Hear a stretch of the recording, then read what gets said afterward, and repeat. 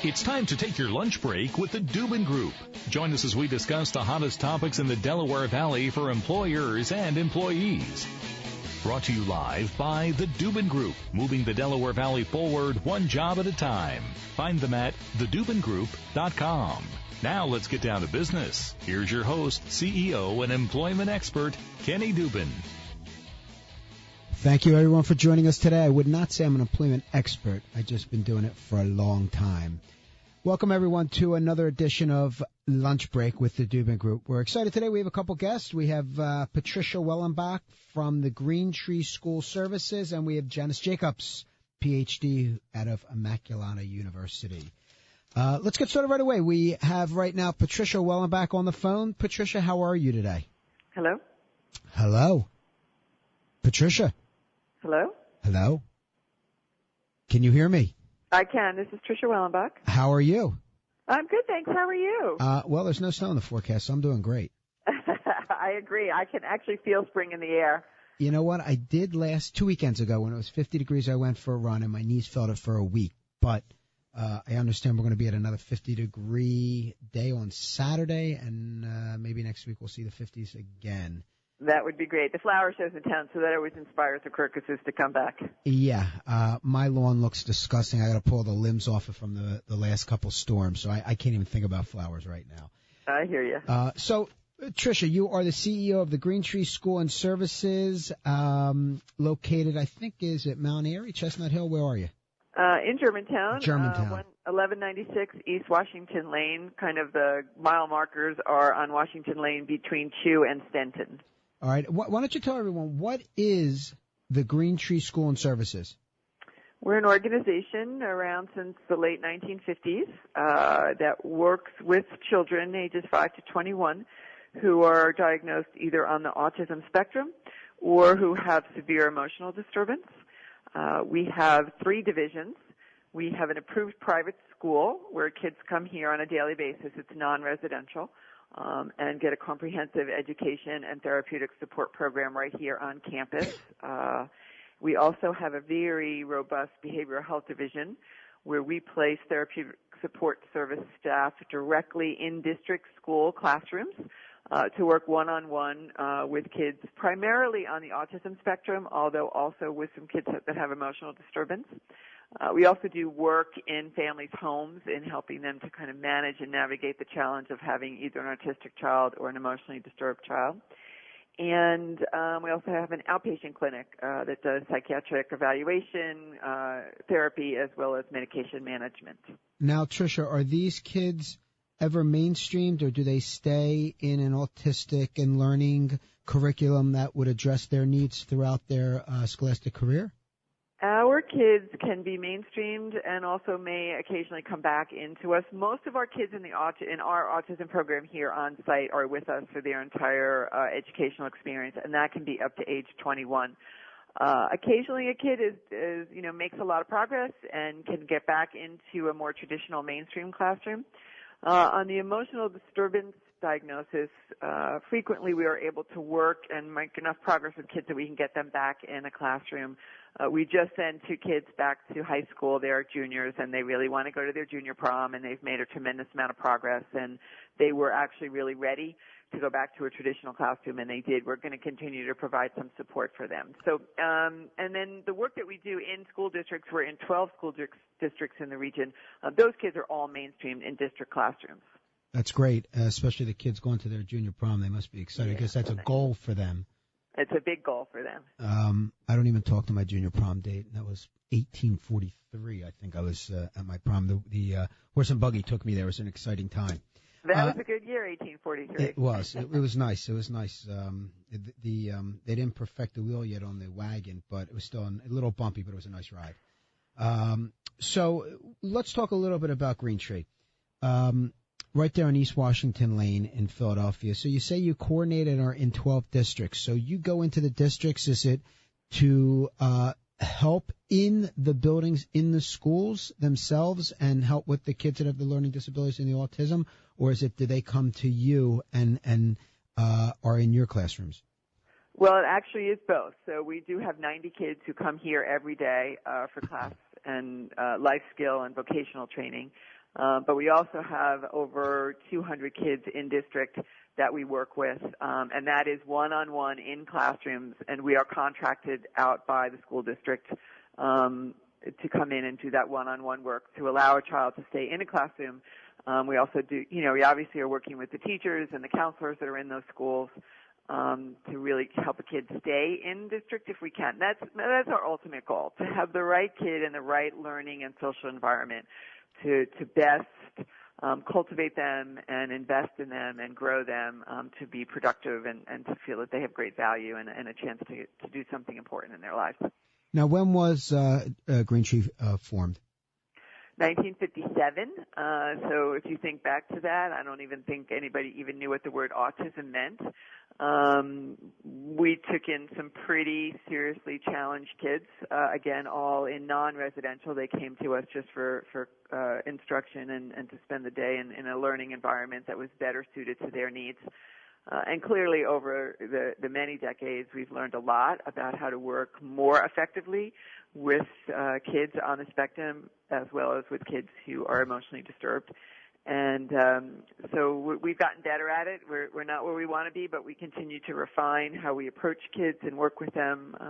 Think about a kid who, in the normal course of life, the major milestones are significant. For our kids, a major milestone would be just remembering to brush their teeth in the day, sitting still in a classroom for an hour and paying attention in class. I mean, these are important milestones that they get great rewards for because they achieve them, but they're very different from the ones that kids who don't have challenges are dealing with. And how are you funded? On the school side of our business, we are funded through an approved private school allocation through the state. So that's a direct pass-through through the Department of Education, and that funds not all, but a good portion of what we need to actually get a kid through one academic year. Our kids come to us for about 10 and a half months out of the year. They're here mostly through the summer also. So, on the work that we do in district, we are funded through CBH, Community Behavioral Health, which is the citywide organization that funds these types of programs, or through third-party insurers. So back up for a second. You said they do go through the summer. Yeah, our kids are here. We have an extended school year. The kids come in the morning and they stay till around 1, 2 in the afternoon, not as long a day as they normally have during the traditional year. And we run the extended school year through the first week in August. And I know that the school itself is one part of the overall services you offer. You have the school, you have the outreach into the school districts. What else are you offering to these kids that might need your services? We're also doing work through our partnership program where we're working directly with administrators and educators in different school districts to get their school faculty and staff really well prepared to have a special needs child in their classroom. So in the partnership program, we're doing a lot of evaluation and working one-on-one with kids, but we're also doing a lot of training and modeling with teachers in classrooms. That's a very valuable program. We're starting to do some work with the charter schools in that respect. Again, to invest in the teachers and the faculty in schools and help them be better prepared and have better tools in their toolbox for dealing with special needs kids. And also, in a way, helping other kids in the classroom who aren't special needs challenged, really learn from these kids and learn how to adapt to having an individual that has a special need in their environment on a daily basis. I was just going to bring that up. You reach out and talk to the teachers, but if there's 22 kids in a classroom and one has an issue, I shouldn't say an issue, it's a negative word, but autism or learning a challenge, does the teacher or do you go out there and talk about how to interact, what to do, how to handle the child that does have autism and how to make sure that they feel part of the classroom? Because that's got to be very important to both sides, to the student as well as to the other 21 that are in the classroom. Right. So it's a very interesting question, and yes, we do that work. Mostly, we're not going to work one-on-one with the kids in the classroom, but we're going to work with the teacher and the rest of the school administration to help them figure out the best ways to really bridge that divide. If you look at our tagline, it's transforming lives, impacting communities. So our work is to transform the lives of kids as well as families where there's a special needs, autism, and or emotional disturbance diagnosis. But in the impacting communities, it's really about helping communities understand how to appreciate and value each individual for the uniqueness that they bring to their community. And everyone has something of value to contribute. Some people more, some people less, but it doesn't really matter. And so we really do strive to figure out ways to help these kids and their families become as important part of the community as a child or family that does not have to deal with a challenge. Now, if a parent sees their child having some developmental issues, there might be some question marks, or they might not even know that there's an issue. What do they do? How do they go about diagnosing it and determining if there is, in fact, some learning disability? Right. So the parent or the primary caregiver, sometimes it's a grandparent, sometimes it's a foster parent, is the really best advocate for that child.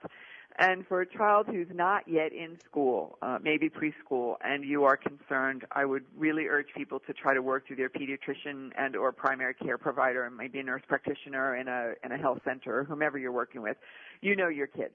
Parents have this instinctual, kind of radar that tells them when there's just something not quite right. And so for kids who aren't already in a school environment, I would encourage a parent, foster parent, grandparent, whomever, to really advocate through the health system and their physician and or providers. For parents who have kids in the school system already, start with the school district. Start with the teacher and the administrator in that school, and because the referral to us really needs to come through them.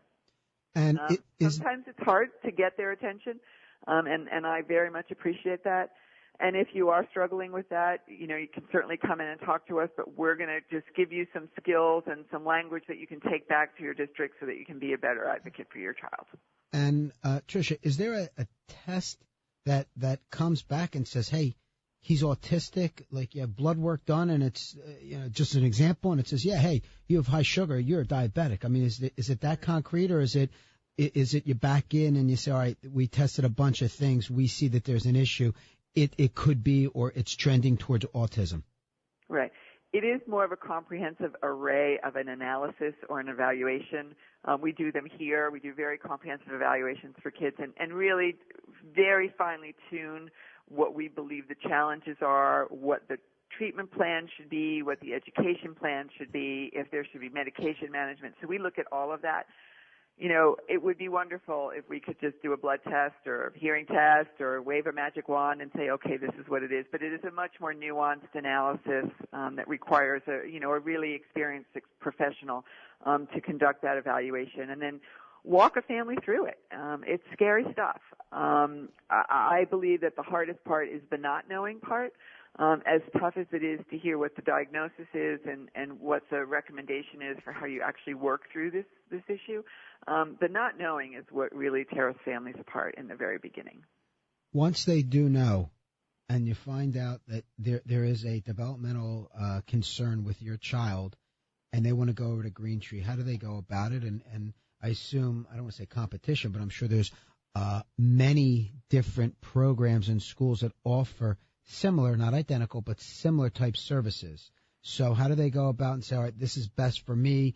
I would assume, Tricia, you feel Green Tree is the best for a lot of people, but is it something where you say, you know what, we have the ability, we are the specialist, you should go to Green Tree? How do they go about that? Yeah, so, unfortunately, the reality is there are probably not enough classroom seats for the kids that are challenged. An autism diagnosis right now, the data is showing 1 in 50 kids with a diagnosis of autism. So you think about 2 second grades where there are, 28 kids in a class, chances are there are at least one kid in each of those classes that is on the spectrum. If you are concerned and you get a referral from your school district or your pediatrician to come and talk to us, we will sit down with you and we will do a thorough analysis and evaluation, and we're going to determine if we're the right space for your child. Maybe we're not, and if we're not, we're going to be honest about it and say, you know what, we think your child could be better served elsewhere, and this is some organizations that you should go and talk to. We are not the answer for everyone, and we don't want to be. We want to be the right answer for particular children and their families. And we will be there to provide you additional resources if we determine collectively that this isn't going to be the best place for your child to thrive and grow. You know, that's a big number when you put it that way. I mean, I have a third grader and a fifth grader, and I think there's 4 classes in their elementary school of third grade and fifth grade. So you're saying, statistically speaking, on average, that means 2 of the third graders and 2 of the fifth graders have autism. That sounds like a high number. Has that been increasing? Is it environmental? I mean, what do you attribute that to, or has it always been that ratio? It probably hasn't always been that ratio. That is the big $64,000 question right now. Why this? Why now? How come so many? I think that we are better at diagnosing. I think that those of us who are maybe in their 40s, 50s, 60s might think back to kids that were in classrooms with us and go, oh, you know what, maybe if there was the ability to evaluate for autism, that individual might have been diagnosed on the spectrum. So I do think that it is a better awareness of the symptomatology behind the diagnosis. I think that there are probably some environmental or other factors that are also contributing to it. You know, what in a person's DNA triggers a certain set of responses or non-responsiveness or educational challenges. It's a very interesting thing. It's not like Down syndrome, where after many years of research, they really understood that it was a chromosomal abnormality. They're not there yet on this. They're still exploring, and on any given day, my guess is there are 6 new data points around what it could be, and parents have to be very careful and not overreact to maybe one study of a small group of people that show one trend, because you have to really look at everything across the span of the research. Can you stick with us after our break, Trish? Absolutely. All right, we're going to break for a second. You're listening to Lunch Break with the Dubin Group. We're talking to Trish Wellenbach, who's the CEO of Green Tree School and Services, and we'll be right back after this break. Will this be the year that your company makes its move? What about the 1 or 2 people in your organization who are still question marks? Maybe their way of thinking is not progressive. Have their computer and accounting skills faded? Are they still doing things the way they've always done them? That's a bad fit if they're making key decisions for your company. Letting go a key employee is never easy. The Dubin Group can help. They conduct confidential replacement hiring for clients that need to make an immediate change and replace a current key employee with a top talent that will keep your company growing. From the recruitment and screening of candidates to conducting off-site interviews and every step to the final offer. Call Ken Dubin right now. The Dubin Group, matching the right people with the right companies for over 15 years in the Delaware Valley. Confidentially replacing an employee is never easy. Let the Dubin Group help. Call right now. When it comes to employee benefits, the name to know is Sharon Planning, the premier employee benefit consulting firm in the Delaware Valley. Sharon Planning is headquartered right here and has been serving companies in the Delaware Valley for over 15 years. Sharon Planning focuses on middle market firms with as few as 100 employees and as many as 5,000 employees. However, they also serve clients with 3 to 30,000 employees. They specialize in planning, designing, implementing, and managing an effective employee benefit package for your team from start to finish. Sharon Planning will save your company money while maximizing your employees' benefits and make their lives easier. Get the Sharon Planning team with over 65 employees, 160 clients, and $500 million in managed premium on your side. Contact Rich Kreckstein, Director of Business Development, right now at rkreckstein@sharon.nfp.com. That's rkreckstein, Kreksteen, at sharon.nfp.com. Sharon Planning can make a difference for your company. Challenger Gray and Christmas is the nation's first, oldest, and premier outplacement consulting firm. They bridge the gap between company and employee in a confidential and caring manner, speeding up the time to reemployment. Challenger Gray and Christmas provides unlimited access, professional coaching, and support to both sides during the process. They strive to deliver real value by treating your employees with dignity and understanding. The Challenger team helps maximize the effectiveness of their job search and minimize the time between jobs. Their techniques result in rapid reemployment for the majority of their clients. Challenger Gray and Christmas treats clients as individuals with specific needs needs and circumstances. Challenger Grain Christmas has offices in over 100 locations in the U.S. and over 300 worldwide. Contact David Panett, Senior Vice President, to talk about your company's outplacement services. Email him right now at davidpanett@challengergray.com. That's David Panett, P-I-N-E-T-T-E, at challengergray.com. Welcome back to our second segment of Lunch Break with the Dubin Group. If you have any questions, concerns, hassles, or headaches, feel free to call us at 610-664-4100. Again, that's 610-664-4100. Right now we're talking with Trish Wellenbach, who's the CEO of the Green Tree Schools and Services on East Washington Lane over there in Philadelphia. Trish, I understand you're going through a capital campaign right now called Breaking Grounds for Bright Futures. Why don't you tell everyone about that and what's that encompassing?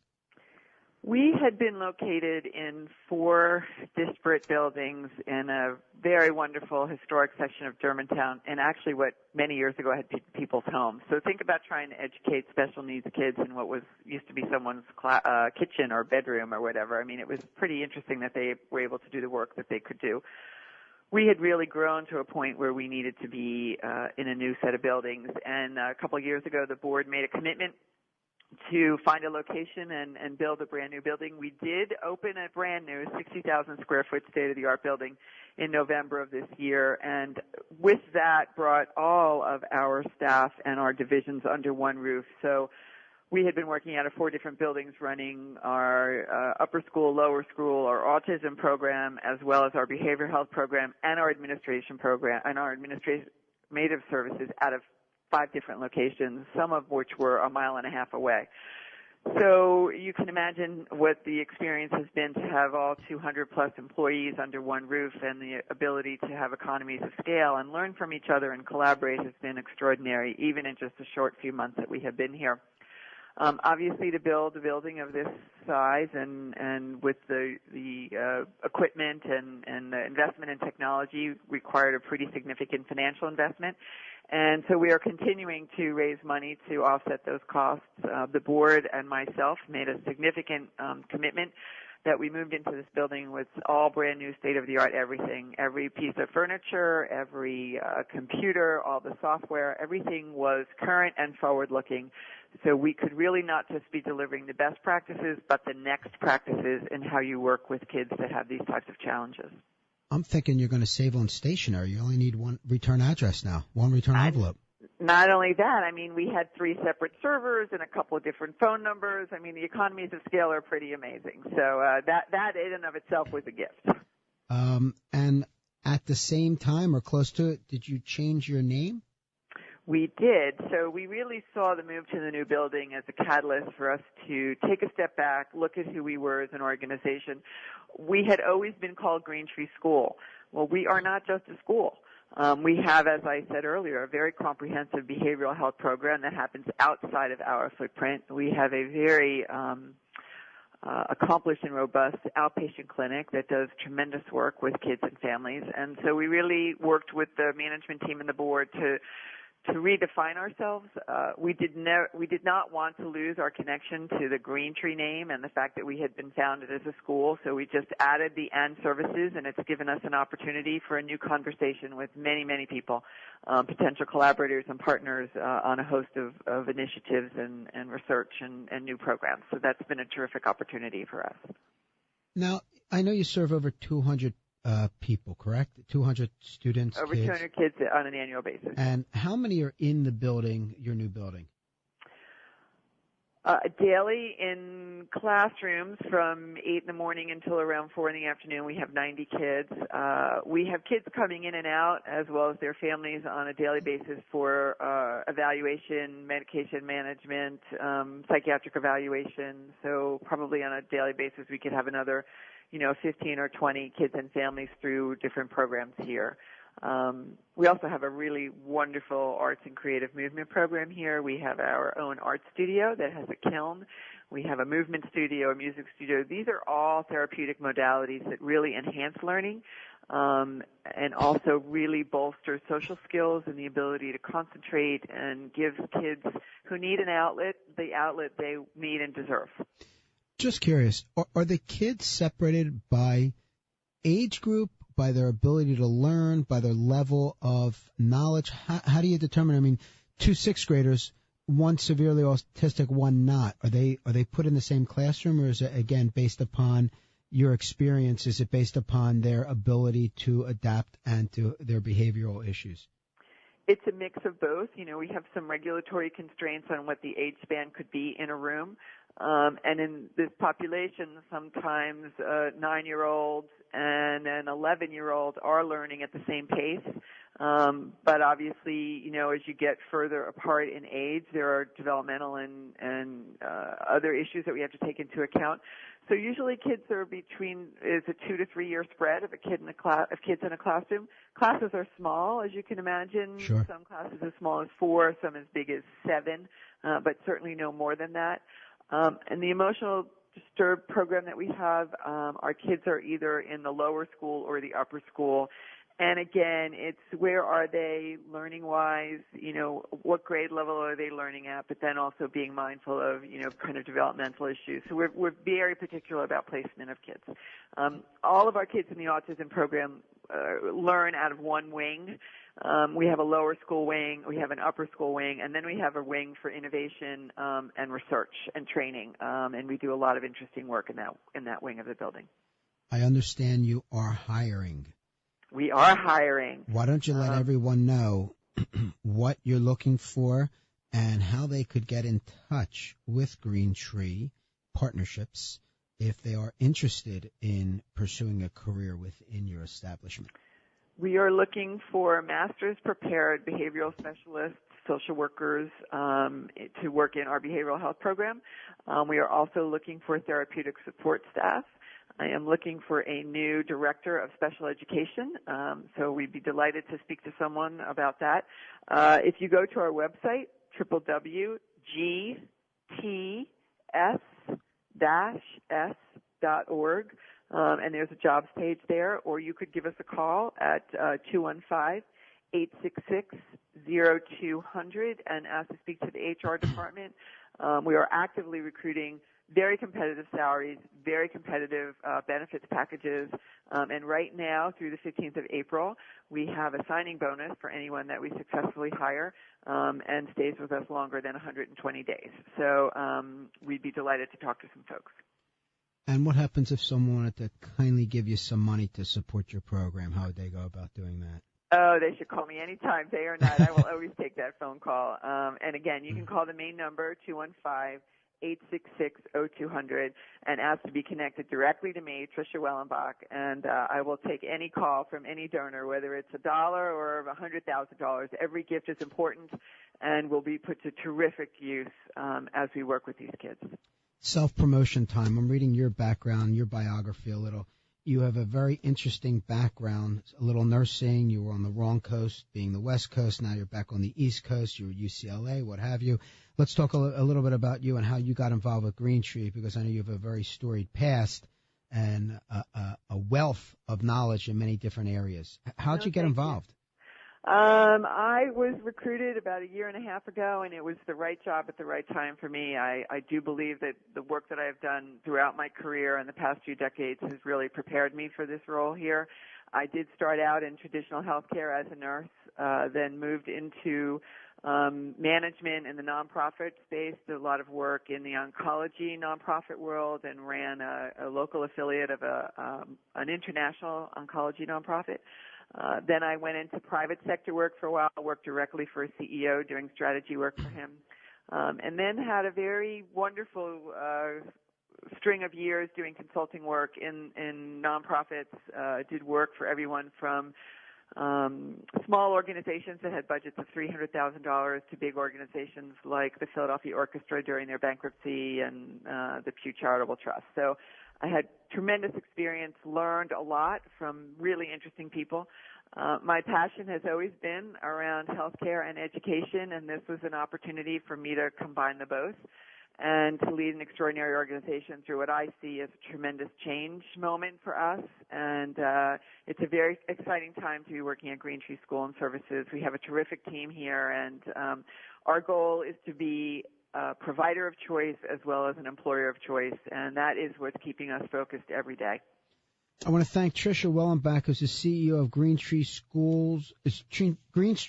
School and Services, and also now known as Green Tree Partnerships. If you'd like to get in touch with them for any reason, maybe you have a child that you're concerned with from ages 5 to 21, maybe you have an issue with respect to learning about them and working for them, maybe you want to give a little money. It's all right if you want to donate. There's nothing wrong with that, and I'm sure, as Tricia said, she'll take your call 24/7. They're located at 1196 East Washington Lane in Philadelphia, 19138.